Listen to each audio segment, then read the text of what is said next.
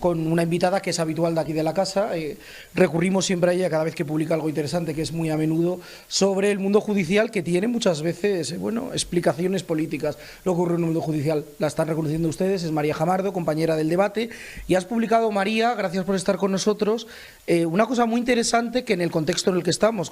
a punto de terminar la investidura fallida del señor Feijóo, tiene muchas lecturas. Has publicado que desde el Ministerio del Interior del Gobierno de España se ha solicitado a la Europol se ha solicitado que se retire la condición de grupos terroristas a los famosos CDR, los Comités de Defensa de la República Catalana, de la lista de terroristas que realiza todos los años la Europol a través de la Unión Europea. ¿Es así? Pues sí, era una iniciativa que adoptaba el Gobierno y que formal y expresamente ya está trasladada. Es decir, que no es tampoco ningún secreto, es una comunicación institucional que se ha materializado en un momento que no es casual, como tú bien apuntabas. Estamos en plena negociación de Pedro Sánchez con los señores de Junts, que ponen condiciones a cambio de ese sí a la investidura del todavía presidente del Gobierno en funciones. Y esto queda condicionado a una serie de pretensiones, entre ellas la amnistía, que es el titular que acapara toda nuestra atención en estos últimos meses, pero también que en esa amnistía se contemple la inclusión no solo de los cabecillas políticos del procés, de los que están fugados y de aquellos que no se fugaron y cumplieron una parte de sus condenas hasta que fueron indultados, pero también entran otros grupos afines al separatismo catalán que tuvieron un papel importante en ese referéndum del 1O, en la preparación del mismo y posteriormente también en las protestas que hubo, en concreto estas de los CDR iban referidas a la protesta que se hizo una vez que se conocieron las elevadas penas del Supremo a los líderes del procés. Así que parece que el Gobierno va cumpliendo poco a poco con las exigencias que se le plantean desde Bruselas por parte del prófugo Puigdemont y está decidido a llevarlas a cabo, al menos en lo que en su mano esté. Además, el pasado mes de abril, el juez García Castellón de la Audiencia Nacional, si mal no estoy informado, cerró la investigación contra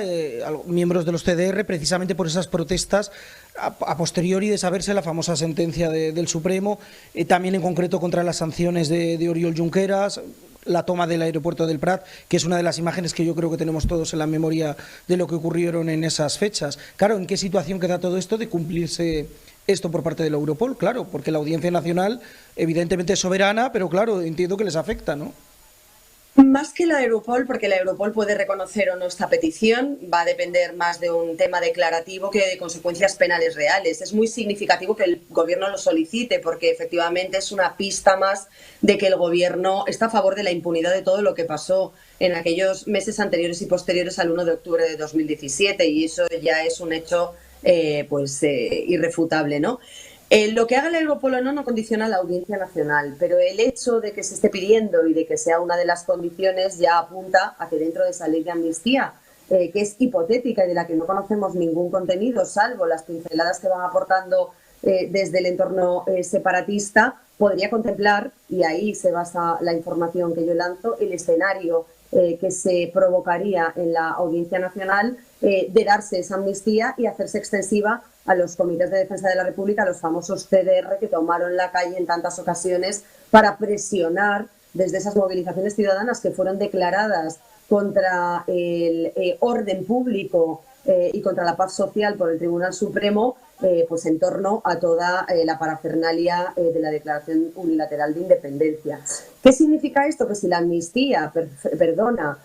o hace borrón sobre los CDR también, la Audiencia Nacional no tiene cómo enjuiciarlos, porque la sedición, que era una de las posibilidades que encajaría en el tipo de lo que hicieron estos señores, subvertir el orden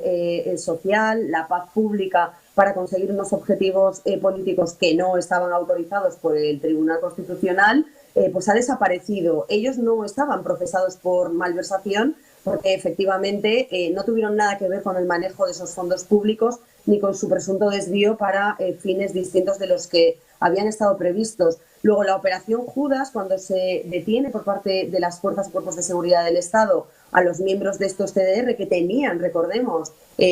sustancias y artefactos explosivos en algunos de los domicilios de los que estaban concertados para lo que la Fiscalía dijo que era una organización terrorista. No es solo la Audiencia Nacional y el instructor, sino la propia Fiscalía estaba de acuerdo con esa petición de procesamiento por terrorismo, pues quedan desvirtuados, se les perdona todo y tampoco hay nada de lo que responder. Sería quedar a cero